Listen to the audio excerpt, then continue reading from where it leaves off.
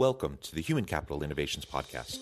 We're your source for personal, professional, and organizational growth and development, where we share original research, explore industry trends, and interview executives and thought leaders from across the globe. We hope you join us often for practitioner-oriented content around all things related to leadership, HR, talent management, organizational development, and change management.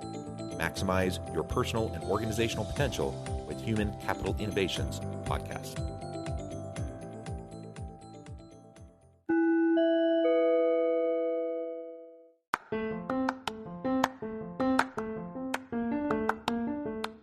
If you enjoy the Human Capital Innovations Podcast, enjoy ad-free listening by going to the Patreon page, and please consider contributing even at the producer or sponsorship level.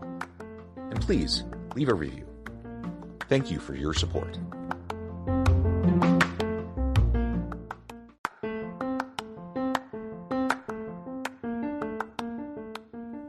Welcome to the Human Capital Innovations Podcast. In this HCI Podcast episode, I talk with Joshua Hawks Lads about why restrictive covenants or non-competes are a hot topic right now in employment law.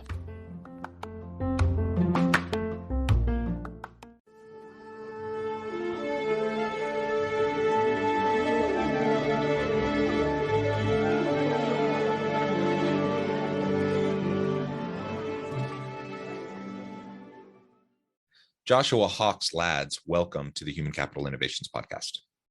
Thank you. Glad to be here.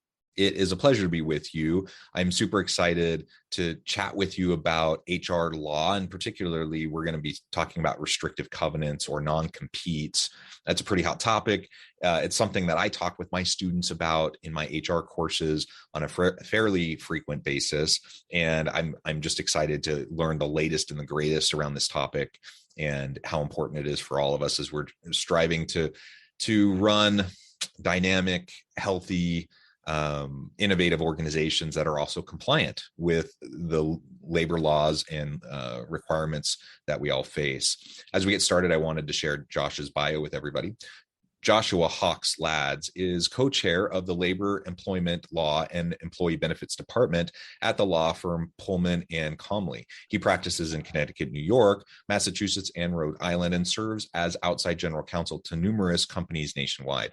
Josh is a trained arbitrator, skilled litigator, and regularly negotiates collective bargaining agreements, employment agreements, and severance compensation packages involving executives of some of the largest U.S. and international companies. It's a tremendous background, Josh. Anything else you would like to share with listeners by way of your background or personal context before we dive on into the conversation? No, John, I think that's a great summary. Thanks. Okay, perfect. So let's start with, I'm guessing that most listeners are at least somewhat familiar with this idea of restrictive covenants or non-competes. Some jobs are more likely to have those in place than others. But why don't you lay out for us what exactly those are, and then we can talk about the types of situations where they're more common, and then some of the tricky aspects of dealing with these. Sure, happy to. And it's a very broad topic, and so let me start, if you don't mind, with a little bit of history. That hundreds of years ago, non-compete agreements were invalid. They were treated as restraints on trade, and they were not permitted. In the 1700s, that started to change a little bit. And in America, in the late 1700s and into the 1800s, restraints on trade, such as non-compete agreements, started to gain some traction and a little bit of became a little bit more in vogue, but still not really accepted in a general context. And the reason for that is because non-compete agreements are a restraint on trade, right? So they prevent a person from leaving one job and going to work for a competitor. And what is America? America is a capitalistic society. We believe in capitalism, most of us. We believe in the free flow exchange of information, the free flow exchange of ideas, and we believe that competition is good for a capitalistic economy such as ours. So a non-compete agreement naturally goes against the free flow competitive nature of our economy and what we usually think of, oh, hey, I can go work anywhere I want, right? It's a free country. And so non-compete agreements are a very unique contract.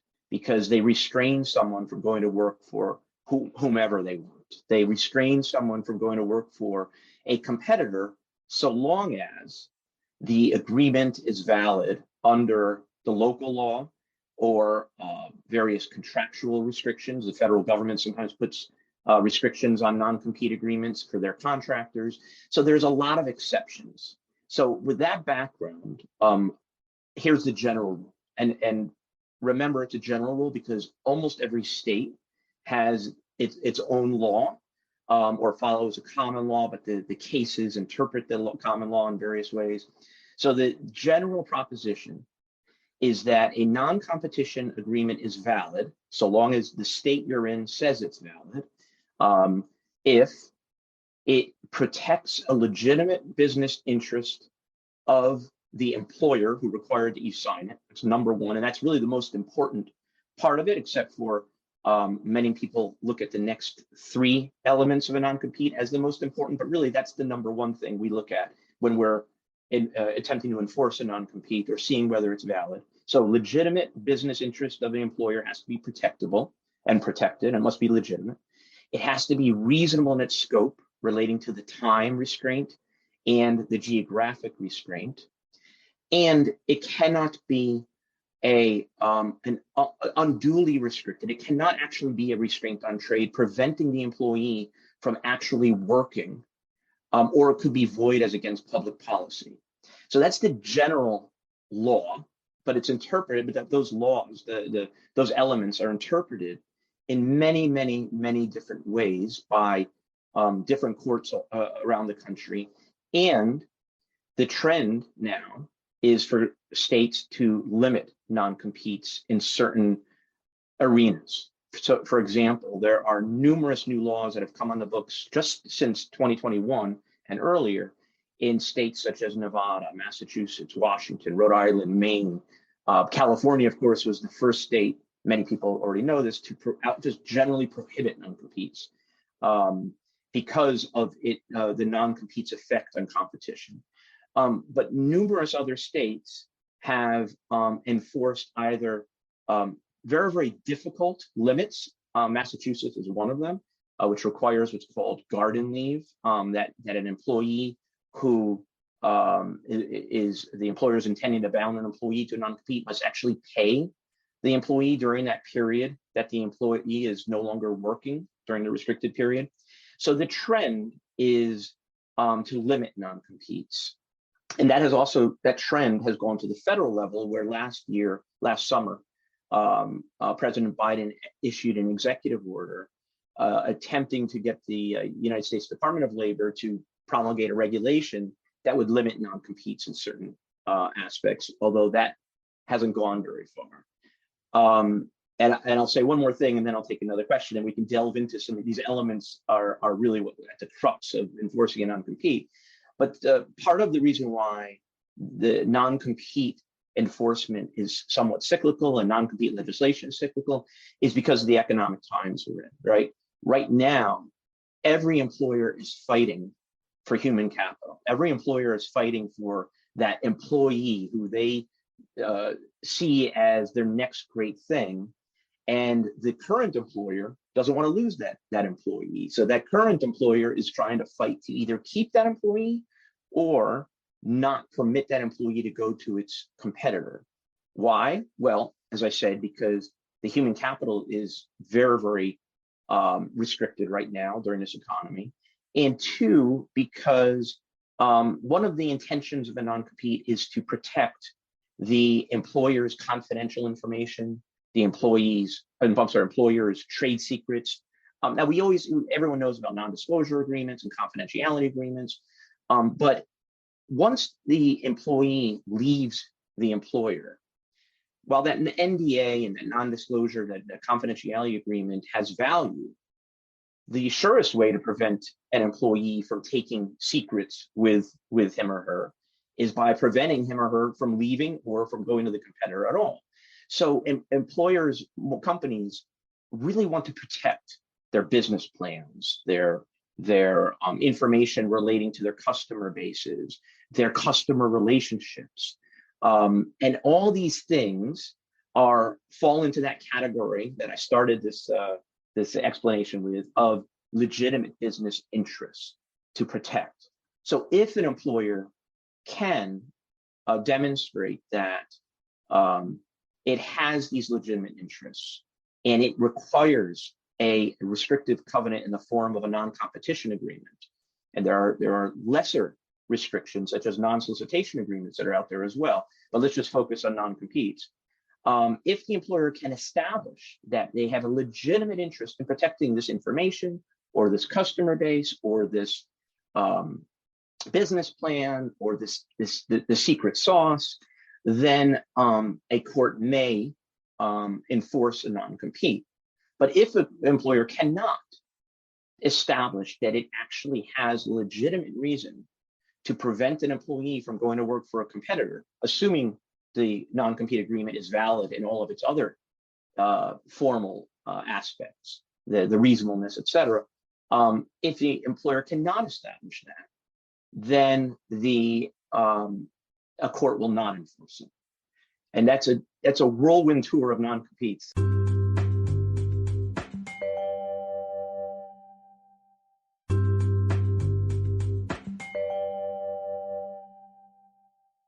Yeah, no, that's super helpful. I appreciate both the historical context as well as the laying the groundwork for really the current situation and really the pendulum swings, right, that we tend to see. And I think it's interesting too, as we think about politically, if we think about political ideologies overlapping with this free market ideology of capitalism, we might expect to see laws looking a little bit differently from state to state than the way they are, which I think is an intriguing question in and of itself. We don't need to dive into that more specifically today, but I just bring that up to highlight the fact that this doesn't go strictly across party lines, as we look at red versus blue in the US, for example.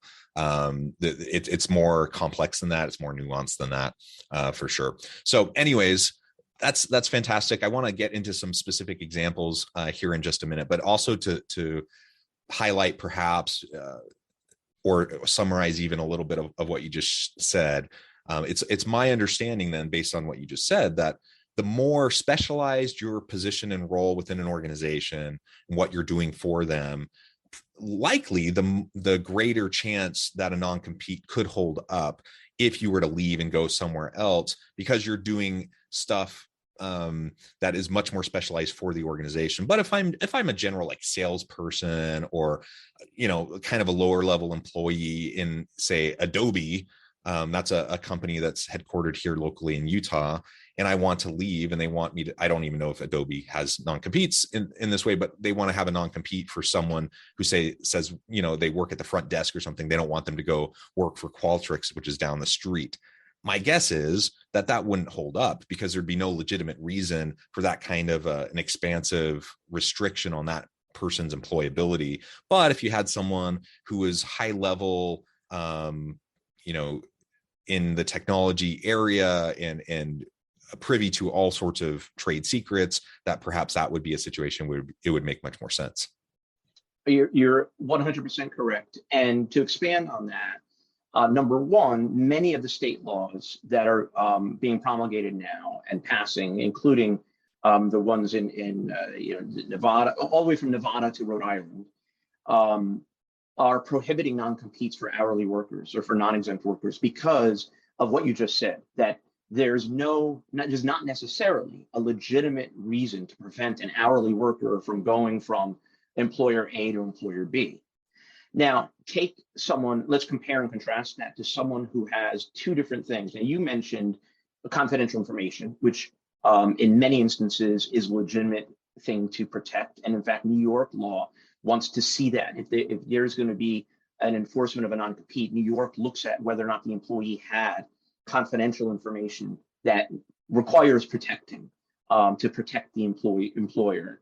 But number two is customer relationships. So customer relationships are found to be a protectable interest if the employer entrusted the employee with that relationship, as opposed to the employee necessarily bringing the relationship to the employer. The case law talks about when the employer provides the employee with the weapons, puts in the employee's hands the weapons that can harm the employer, and then leaves and uses those weapons against the employer. And I find it very interesting that courts case law use these war terms, these battle terms, because it's what it is. It's a battle between the former employer, the former employee, and the new employer, and all three have a stake. But to get back to your original comment, you're absolutely right that the mere preventing an employee to go work for a competitor without proving the legitimate interest of the former employer is generally, in most states, I don't know every single state, but in most states where I have had cases, which I've had significant cases across the country, that's not enough to enforce a non-compete. You can't simply stop the movement of capital because you don't want your competitor to get the employee. You have to prove if that competitor got this employee, the former employer would be harmed in one of these ways that we just talked about. So yes, all of your comments are spot on, and that is the trend to start limiting non-competes from so that hourly workers cannot be affected in their free movement, the free movement of human capital. And then one other thing on that same topic is that if the employer can prove that the employee will harm the employer by either what it possesses in its mind, the trade secrets, et cetera, or documentation that it took, or the customer relationship, the court will be much more inclined to enforce a non-compete so long as it's reasonable in its scope and in its time and in its geography. And again, the scope of the limitation is very important. If the employee only worked, let's take your example of a company like an Adobe, and again, I don't represent Adobe, and I don't know, I use their product, full disclosure, but let's say they've got a highly high level researcher and code programmer and knows all the inner workings of how Adobe works. And that person, if they were able to bring that code to Adobe competitor X, well, Adobe would have a much stronger case to enforce that non-compete than the hourly worker who it does not know the inner workings of the organization. And also, one last thing on that topic: those employers who use non-competes as a blunderbuss and give it to every single employee, no matter who they are, including a secretary and an administrative assistant, that waters down and makes the non-compete much less likely to be enforceable by a court, because a court is going to look at these things that we're talking about, such as why are you giving your non-compete to a administrative assistant who can't hurt you? Because it for the reason we're talking about, it's only to prevent your competitor from getting these employees, and there's no valid reason to do that, the courts have said, if that's the sole reason. So yeah, so your questions were spot on. Yeah, so a bit of a tangential but related question. I know that I would not want to work for an organization that had really restrictive non-competes in place. Like if that was a term of my employment to go work for them, it would take a lot for me to want to go work for an organization, especially where I'm contributing a lot of my own intellectual capital and those sorts of things. I know I have options. I want flexibility to be able to do what I want and perhaps go to another organization or even do my own side hustle, my own consulting work, or start my own organization at some point. Man, I would have a hard time. That would be a big pill to swallow for me to sign a restrictive non-compete with an organization. Yet I've seen that. I've seen restrictive non-competes. I've seen really, in my view, overly restrictive non-disclosure or conflict of interest types of documents that they want you to sign. And in most cases, it's just not something I'm willing to do. I'm wondering if you have a sense of, in this labor market, what that's looking like for employers who might, on their end, they might want that protection because that gives them more security, that gives them helps them to hang on to their talent, but on the other hand, could actually hurt their recruitment of bringing good talent in the first place.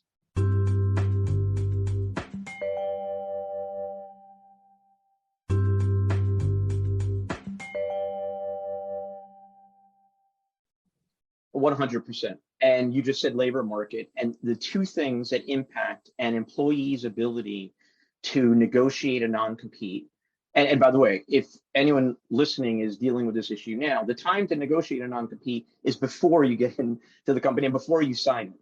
Don't try, I mean, you're not gonna be able to do it afterwards. So when you're negotiating that job and the employer gives you the non-compete and says, oh, by the way, you have to sign this, and you employee should make that inquiry before you start at the company. And we can talk about the legality of a employer giving a non-compete to an employee after they start in a moment. And some laws are now preventing that, including Massachusetts.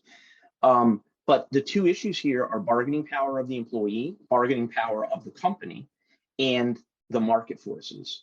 Because, and again, it's cyclical. So right now, we have a situation where the companies are fighting for employees, right? So the employees' bargaining power is much, much stronger than it was, say, 2013 to 2021, where after the Great Recession, employees were looking and looking and looking. And there's so many professions where employers could take their pick, and the employers would say, yeah, you want this job, sign here, or we'll move on to the next one. And it's so interesting. I'm not a labor economist, but it's so interesting how the market forces, A, have changed, and B, impact the acceptability of restrictive covenants such as non-competes. So 100% right. If you, and by the way, I should preface this by saying, I primarily represent management, but when it comes to restrictive covenant agreements, I represent both sides because it's a contract and it's a unique contract. And often I get hired by the new employer to fight the non-compete on behalf of the employee. Sometimes I'm hired by the, more often, or equally often, I'm hired by the former employer to go after the employee in the non-compete. But I represent both sides because it's this battle of, it's an intellectual battle. But I don't want to in any way diminish the importance of it. People's careers are won and lost over non-competes, whether they could go to a competitor or not, or go to the job of their choice or not. So these are very important documents. So with that in mind, I will say this to the employee: know your bargaining power, number one. And if you're strong and can negotiate it, do it. If you're weak and you can't, well, then you need to think about, hey, I just have to sign on a dotted line. But let's also talk about the employee who has a customer base, because if you're bringing your customer base with you to whatever company you're going, and there's many different industries that are looking for that book of business, right? So if you're bringing it and they want you to sign a non-compete, if you don't carve out your customer base when you come to the new company, the new company is going to say, we own that now, and you can't solicit that customer base when you leave. So it's extremely important that if you're willing to sign a non-compete or a non-solicitation covenant, and let me, after I say this last thing, let me explain the difference between the two. You must carve out your current book, unless, of course, the employer is saying, no, we're taking you on and paying you all this money and giving you a sign-on bonus and this commission base for your book. So you're not going to be able to solicit this book again once you leave here. And there are a lot of employees who go from place to place to place with their book and try to keep soliciting the same book. So employee, really important that you carve out your book. Employer, really important as to what your intent is. Do you need this employee so badly that you're going to allow them to carve out their book? Or are you going to say, no, we're taking your book and we need to make money on it. We're paying you a lot of money and it's going to be ours when you're gone. And often there's negotiations on that as well. But the message is, if you've got the bargaining strength to negotiate it. But don't go in blind and think that 5 years from now, you're going to be able to take your book with you if you're the employee, or if you're the employer side, 5 years from now, you're not going to have a fight over that book. But very briefly, the difference between a non-compete and a non-solicitation covenant, they're both restrictions, they're both restraints on trade, but they're different, obviously, because a non-compete covenant prohibits an employee from going to work for a competitor. A non-solicitation covenant, which are much more, they're upheld much more than by courts than non-competes, according to the contractual terms, of course, as we just discussed. but the non-solicitation covenants mean that the employee can't solicit either customers or prospects or employees of their employer when they leave. So again, very important that non-solicitation covenant be negotiated if it is important to the employee and or employer at the time. And then later as well, not only at the time, but at the time of enforcement as well. One other thing I mentioned, I just want to talk about consideration because it's an important legal aspect and a lot of people don't understand what consideration is. I mentioned that if an employer gives a non-compete or non-solicitation covenant to an employee after employment has started, there must be consideration for it. When an employer gives an applicant a non-compete or non-solicitation covenant at the time of employment, the consideration is the employment. So we know that there's valid consideration at the time. Consideration means the promise between the two, the employee and the employer. The one is being bound to do something, and one is being bound to do something else. And that's the simplest way to look at consideration. But many courts require that there be valuable consideration, meaning money exchanged, when an employee is signing this covenant. Again, in the first instance, employment is considered valuable and money is exchanged by the employee providing services and the employer paying for those services and providing bonuses and commissions.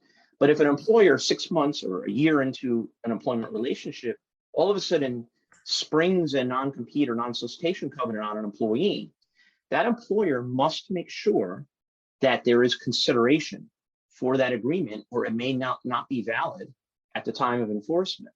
So what is the consideration? Some courts hold that the threat of termination and continuing employment is consideration. Some courts hold you have to give monetary consideration.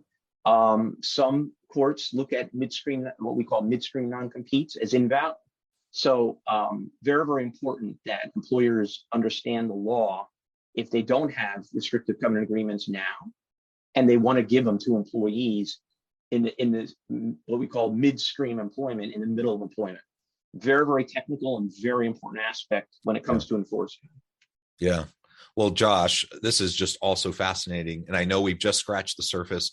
We could go a mile deeper in all of this. But I also note the time, and I'm going to have to let you go here in just a minute to get back to your busy day. So we're going to close there for now, but I welcome you back anytime so we can continue the conversation and even talk about other employment law topics.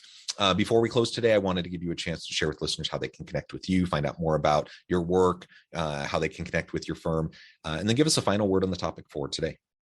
Sure. Thanks, John. Much appreciated. I've really enjoyed the dialogue. So I'm with the firm Pullman & Conley LLC. We have offices in, as you noted, New York, Connecticut, Massachusetts, and Rhode Island. My practice is a nationwide practice because I have clients all over the country, and so assist them nationwide. And I focus on employment law, but restrictive covenants, such as what we've been talking about, are really one of my loves, intellectual loves, and also when it comes to litigating them, drafting them, litigating them. It's something that's a large part of my practice and enjoy doing it for my clients. Wonderful. Thank you, Josh. It's been a pleasure. I encourage listeners to reach out, get connected, find out more about what Josh can do for you. And as always, I hope everyone can stay healthy and safe, that you can find meaning and purpose at work each and every day. And I hope you all have a great week.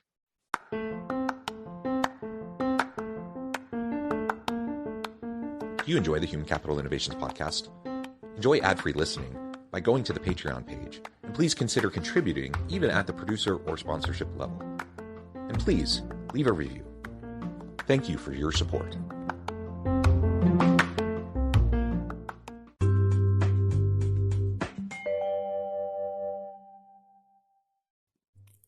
Thanks again for joining us for this episode of the Human Capital Innovations podcast. I hope you stay healthy and safe and that you have a great week.